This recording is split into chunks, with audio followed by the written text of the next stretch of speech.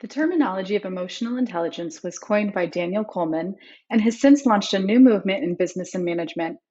I'm sure you've heard this term in and around the workplace, but what does it actually mean? What is emotional intelligence and how does it benefit you as a leader and ultimately a whole person? Goleman would say that to make a good decision, you need to have feelings about your thoughts. Connecting with your thoughts allows for emotional pros and cons that leads you to sensing priorities and principles. Really, this means that the phrase go with your gut means leveraging your EQ or emotional intelligence. Luckily, there are four ways of developing your emotional intelligence, starting with the four dimensions of EQ. Those are self awareness, self management, social awareness, and relationship management. In each of the following modules, we will explore each of these four dimensions in more detail. But to start, it's important to understand some of the brain science behind why emotional intelligence is so crucial to leading well. There are three layers of the brain that it's important to know about. Reptilian brain, which is our survival brain, the limbic part of our brain, which dictates our emotions, such as the need to be able to connect with others, navigate social groups, understand happiness, love, etc., and the neocortex. This is the thinking level of our brain. This is where emotional intelligence would live.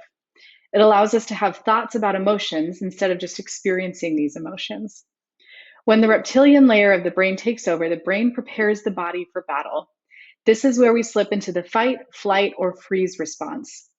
Other functions of our brain shut down, and your brain essentially sets off a high alert response. Your reptilian brain is your amygdala, and Daniel Goleman describes this high alert response as an amygdala hijack. When this happens, you may experience a lack of focus on what your job demands. You might only be able to think about what's troubling you and what's relevant to the perceived threat. You would begin relying on habitual behaviors, and your ability to learn, innovate, or be flexible would be stunted. The problem is that the amygdala makes mistakes. The amygdala is shaped by our personal history, so our biases and habitual behaviors become amplified. Some triggers that result in an amygdala hijack include condescension and lack of respect, being treated unfairly, being unappreciated, feeling that you're not being listened to, or being held to unrealistic deadlines. Does any of this ring true for you? I'm sure we've all experienced moments similar to what was just described.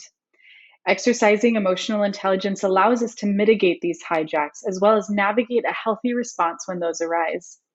When we're under stress, our survival instincts kick in.